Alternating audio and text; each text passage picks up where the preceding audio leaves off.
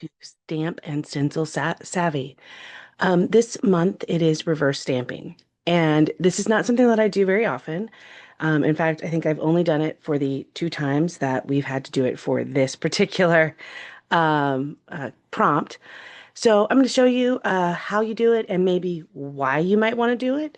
And this will be a quick video where I walk you through the process. So reverse stamping basically means finding a way to take an image, and in this case, this cute little cat, and having it be the opposite direction. So let's say you want to have, and in my case, I want these two cats to make a heart with their tail. That's what I'm going for, right? Well, in order to do that, I have to figure out how to stamp this cat both this way and this way. So the way that you do the reverse stamping and the way that it seems to work the best, and this is totally dependent on your mat, is if you have a silicone mat. You can put the silicone mat down on a um, stamp platform, and then you can use that silicone mat. And in my case, I'm going to, oop, I put it down wrong. And you can stamp directly on the silicone mat, and then you'll transfer that image onto your paper. So let me show you what I mean. So I put the cat over here on my stamp platform. I'm going to use a really wet, really good, solid ink.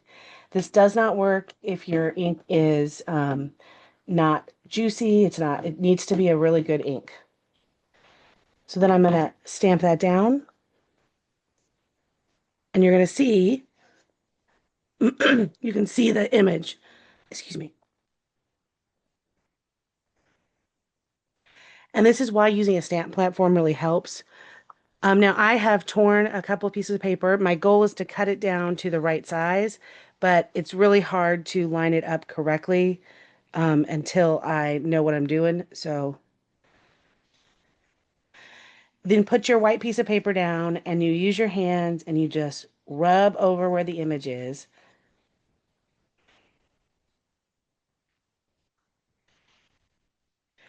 And you're going to have that image transferred. Now, it's not going to be perfect because this platform has some imperfections. That's just something you're going to have to be okay with. Um, there's going to be some ink left. And then the one thing I do,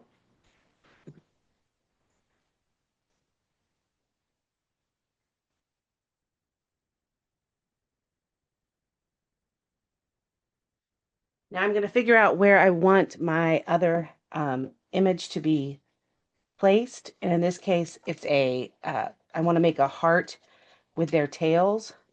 So I need to make sure I get the cat in the right place.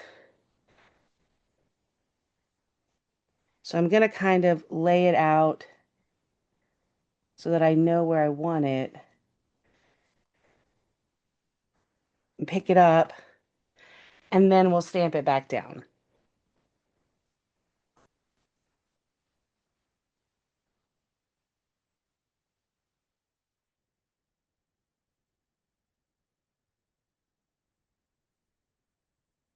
So you'll notice the one I stamped for real is much darker. So I'm just going to go over this other one with a black pen and kind of fill it out, but that way I've got it pretty close. And then we'll have two cats making a heart with their tail. So the final thing that I'm going to do to make this card is I'm going to cut the um, card base out. And I kind of wanted to wait because I wanted to see where it was going to be. But I think that's where I want it. And we'll cut that as a um, card base, and then we're going to make a card. So I'll come right back and show you how that ended up.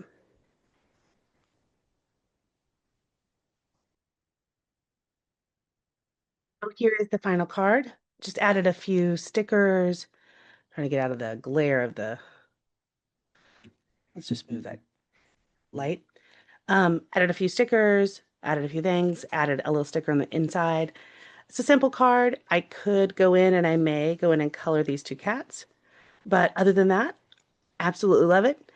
Thanks for watching. I hope you enjoyed this quick little take on reverse stamping.